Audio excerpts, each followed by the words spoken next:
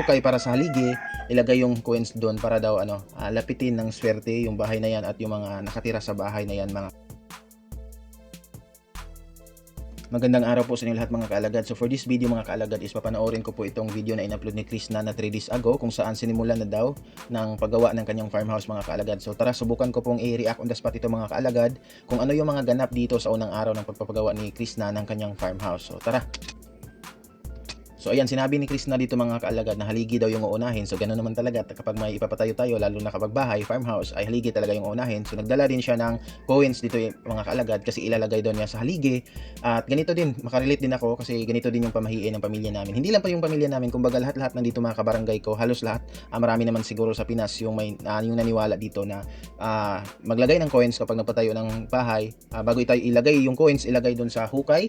No, yung hukay na para hinukay para sa haligi, ilagay yung coins doon para daw lapitin ng swerte yung bahay na yan at yung mga nakatira sa bahay na yan mga kaalagad. So shout out na makarelate naman tayo dito yung mga pamahiin ba, hindi talaga nawawala no, although naniniwala talaga kami sa kaming pamilya din, tulad din ng pamilya ni Chris na naniniwala talaga kami sa mga pamahiin na ganyan, lalo na halimbawa yung mga kapag may tanim ka, sinusunod mo yung buwan kung kailan daw mag full moon, yun daw maganda yung sa pagtatanim para maganda daw yung pagbubunga ng tinatanim mo, like that no. Ito din yung bahay ni Krishna na pinapatayo farmhouse ay syempre nagdala din siya ng coins para ayun nga pampaswerte at pamahiin din nila no? Sobrang makarelate tayo sa mga ganito mga kalagad kasi para sa akin kasi wala namang mawawala sa atin kung maniwala tayo ba no. Kasi na yan natin, na-adapt na yan natin sa mga lolo't lola natin na ito talaga yung ginagawa nila kapag may pinapatayong bahay no, maglagay ng coins sa haligi. Ito yung Krishna na gusto natin mapanood mga kaalagad no. Yung bibo lang kasi ganito, ito yung Krishna na nakilala natin yung palabiro lang sa camera no, na parang hindi tayo sanay na makita siyang malungkot. Yung makikita natin siya ba na strong. So tayo mga kaalagad naging syempre masaya din tayo na makita na masaya yung iniidolo natin no. Ayun, sinimulan na nga no. Naitayo na yung haligi. Siguro saan siguro ilalagay ni Krishna itong dalang coins niya. Basta sa pagkakaalam ko mga kaalagad dito sa amin ay nilagay sa hukay ng haligi. Bago ilagay yung haligi, nilagay sa hukay yung coins. Pero ayun, napatayo na yung so metal pala talaga, solid pala talaga yung ipapagawa na farmhouse ni Krishna. Talagang kala ko mga kahoy-kahoy lang na mga aesthetic tingnan, pero metal talaga yung gamit niya. Siguro inspired ito dun sa PB House no, dun sa pinagawa din ni Sir Paul. Siguro alam naman natin na may communication si Krishna at si Sir Paul, okay sila. Siguro din ito no, may guidance. Mabuti naman kung ganun ba na may guidance si Krishna may guidance siya kay Sir Paul sa pagpapatayo ng farmhouse kasi alam naman natin si Sir Paul sanay sa pagpapatayo ng mga ganyan, yung mga pabahay niya, hindi na bago yung mga ganito ni Sir Paul no? So kailangan din ng guidance ni Krishna sa pagpapatayo ng ganito. So makarelate ako dito kasi ito din yung mga paraan talaga ng pagpapatayo ni Sir Paul ng bahay, lalo na dun sa farmhouse, metal no. Napakaganda napakaganda ng pwesto ng nilagyan ni Krishna ng farmhouse. So pag may time, sarap sarap pag matapos na yan no, kapag kaya nang mag-welcome ni Krishna mga kaalagad ng visitor. So sarap siguro bumisita bakit isang araw lang no, pagtapos na yan. Napakaganda may puno pa, pwede ka magduyan-duyan dun sa ibaba.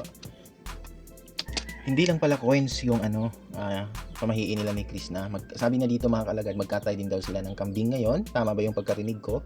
Kasi kailangan daw magpadugo bago ipatayo yung farmhouse o yung haligi. Simulan niya yung haligi. So kailangan paduguan. So kambing talaga yung katayin daw nila. So para pwede naman yun talaga. Depende na yun sa tao no. Kasi dito din sa amin mga kaalagad, kadalasan na pinapadugo kapag may pinapatayong bahay is manok siya. Tapos sabi nila kailangan daw talaga yon nang sa ganun siya. Ano bang rason para kailangan paduguan ang bahay ha? Ano ba yung sinabi ni mother sa amin? Pang siya, hindi siya pasukan ng masasamang espiritu like that no, ng mga masasamang enerhiya. Kailangan daw talaga paduguan. At siguro pampaswerte na din kasi ayun nga, kapag may pinapagawa daw kayong bagong bahay or may bago kayong nilipatan, kapag hindi kayo nagpadugo ng anumang hayop, kambing or manok, ay magulo daw yung paninira nyo dyan, magulo daw yung pamilya no, mainitin ang ulo at kahit ano daw na pagpursige mo sa buhay ay hindi daw kayo asinso kasi hindi daw kayo maubusan ng problema kapag tama ba mga kaalagad, tama ba yung ko kapag hindi kayo nagpadugo bago kayo tumira dyan sa bahay na yan mga kaalagad. So ayun, magka-type na din pala sila ng kambing. So tama ba 'to? 'Di ba sinabi ni Chris na? Iwan ko ba kung i-ano ito niya sa vlog, isasali ba niya din sa vlog yung pagkata nila ng kambing kasi i-react on the spot kasi itong ginagawa ko mga kalagad. Kumbaga hindi ko pa talaga ito napanood. Kumbaga ngayon ko lang ito napanood tapos nag-post lang ako kapag may gusto akong sabihin o i-react sa vlog niya, no? So ayun dito, no, sobra palang daming problema ngayon na dinadala sa Chris, na daming iniisip niya mga kaalagad, no. Ito yung hindi talaga natin malalaman na masayahin lang siya sa video, pero hindi biro yung mga sinabi niya dito mga kaalagad na disgrasya pala yung kapatid niya na yung bunso nila na si Robert, yung palagi nating makikita sa mga vlog niya na kapag may lakad sila ni Inday Udot, yun ang nagda-drive ng mga ng motor. So nadisgrasya pala sa motor, ayun maraming sugat. So nagpaabot daw si Chris na siyempre bilang ate mag-aalala talaga yan ng kanya dahil nadisgrasya ang kanilang bunso. So si Chris na yung parang may blessing sa kanila ngayon, pamilya na may kaya-kaya. So nag-abot si Chris na ng pera para pambili ng gamot doon sa kay Robert sa bunso nila, no? So nadisgrasya sa motor, so kawawa naman. Ito yung concern din ng mga kaalagad natin kapag nakikita nila na si Robert nagda-drive ng motor sa vlog ni Chris na, tapos si Chris na is nakasakay pa doon sa motor tapos wala silang mga helmet. So yung mga kaalagad natin, maraming beses na ako na nakabasa ng mga chat na concern sa kanila na bumili man lang si Chris na ng helmet, nang sa ganun kapag mga ganitong pangyayari na disgrasya is may iwasan yung malala na problema kasi maraming buhay na po ang nasave ng helmet talaga. So mabuti naman si Robert daw is sugat-sugat lang yung natamo, no? So hindi natin alam na sana maano din nila ito ni Chris na kung pwede masitiskan yung ulo. Importante talaga yung ulo kasi yung mga disgrasya sa motor like that, hindi siya pwedeng magkumpiyansa tayo, no? Porket sugat lang yung nakikita natin mga kaalagad, ay hindi natin alam na yung ulo ay napantok or na napuruhan yung ulo. So yung iba talaga na nadisgrasya ng motor, kahit sugat-sugat lang ay pinili talaga nila na magpa-CT scan, like mapatingin yung ulo nila kung wala bang doon na halimbawa na apektuhan doon sa loob mga kalagad, no? So kawawa naman si Robert, sana gumaling na siya at sana okay lang talaga siya, no? So sana sugat-sugat lang. So lang talaga, importante lang talaga na sana magkaroon na din sila ng helmet kasi sa mga vlog talaga nila mga kalagad, mga napanood ko, nagmamaniho si Robert, wala talaga siyang helmet. Although nasa probinsya sila, minsan lang sila nagmamaniho doon sa highway talaga, pero ayun, hindi talaga kahit anong daanan pa yan, kahit walang gaano sasakyan, hindi talaga may iwasan yung disgrasya talaga. So mas mabuti na kahit saan may helmet talaga. At isa pa, maliban dyan sa problema na yan ni Chris na ngayon na nag-aalala siya kay Robert mga kaalagad, ay nagkasakit din pala yung pamangkin niya, yung naalala nyo, yung sinama niya sino ba yung batang babae na sinasama niya sa kanyang farm para mabigyan ng pera para tumulong sa kanya kasi kawawa yung sitwasyon. Itoy ba yun? Tuyi? Yun, babae na yun. Tapos naalala nyo, sinama din ni Chris na yung ate niya na nakapangasawa ng katutubo na may mga anak na sila. So yung bata na yun na dinala ng ate niya, yung nilagay sa basta latest din na bagong upload lang din ni Chris na yung bata na nilagay sa duyan ng ate niya habang may ginagawa sila, ay nagkasakit pala. So si Chris na bilang tita, no?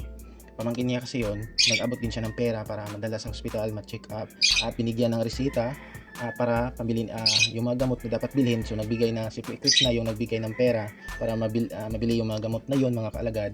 At syempre ay ngayong araw daw ngayon ay babalik naman sila ulit dun sa hospital para ipatingin ulit kasi nga hindi pa daw gumaling yung pamangkin niya. So daming iniisip ni Chris na ngayon, no?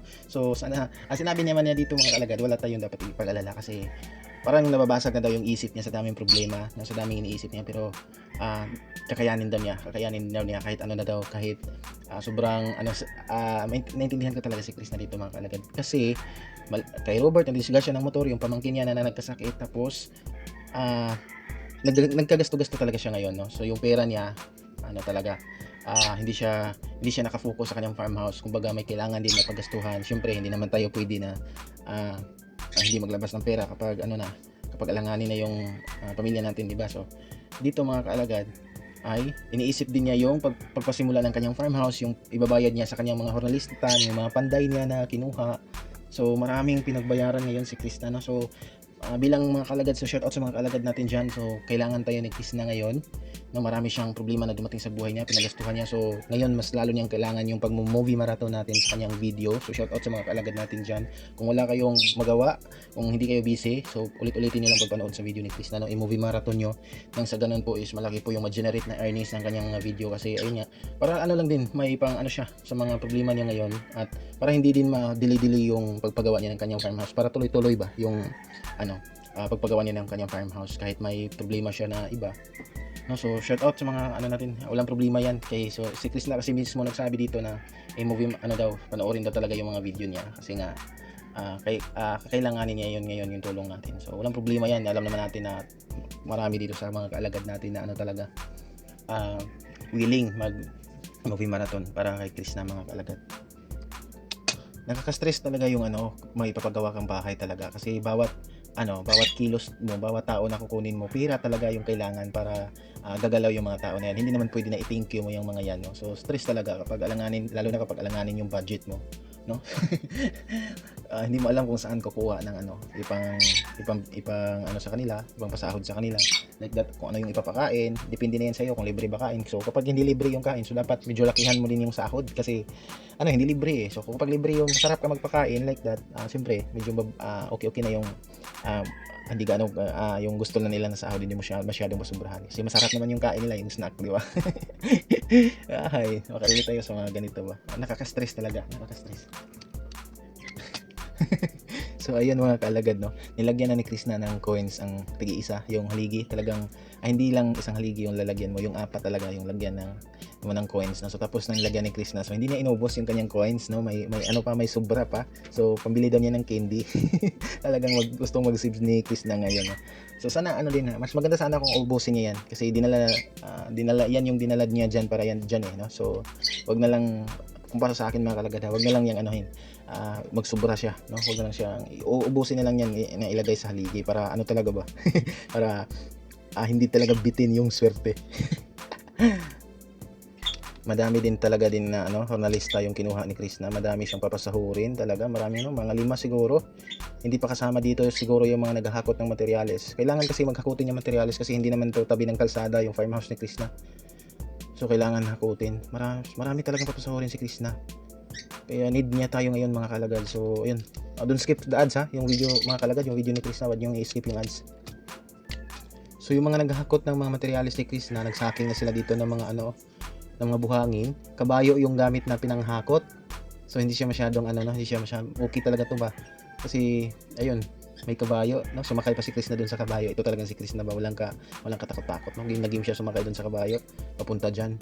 So okay yan ba? Kumbaga less na din sa pagod, at medyo madali na din sa paghakot kasi alam natin na malakas talaga din yung kabayo, no? So maraming materyales si Chris na na nasa gilid ng kalsada. Yung hollow block siguro sa kanya din yan. Tumutulong din dito si Chris na mga kalagad sa pagsaking ng mga buhangin. So ayun, medyo malapit lang din pala ito sa kalsada, no? Kita niyo naman mga kalagad, yung sumakay siya doon ng kabayo doon sa kanyang farmhouse papunta dito sa gilid ng kalsada. So medyo malapit lang pala. Pero ayun nga, medyo matarik siya. So kapag tao yung naghahakot niya ng mga materialis na yan, subang talaga, nakakapagod yung mga ganyan. Bigat, no? So, yung buhangin sobrang bigat. Ayun, buti na lang may kabayo, no? So diyan nilalagay yung mga materialis o yung mga buhangin na nasaking nila. So si Chris na tumutulong mga kalagad. So yun lang mga kalagad for this video. Tapos ko lang panoorin, no? So 3 days ago po itong video niya at yung mga latest na hindi ko pa napanood. So ngayon mga kalagad, kailangan tayo ngayon ni Chris na kasi madaming problema dumating sa buhay niya. Parang hindi yung pera niya, hindi masyadong nakapokus dun sa kanyang farmhouse kasi yung mga emergency talaga sa pamilya hindi natin maiiwasan yan, hindi natin kontrolado talaga yan. So kailangan tayo ngayon ni Chris na. So wag sa may time na mag-movie marathon. So ayun, i-movie marathon nyo lang mga kalagad at wag yung skip yung ads. So yun lang for this video.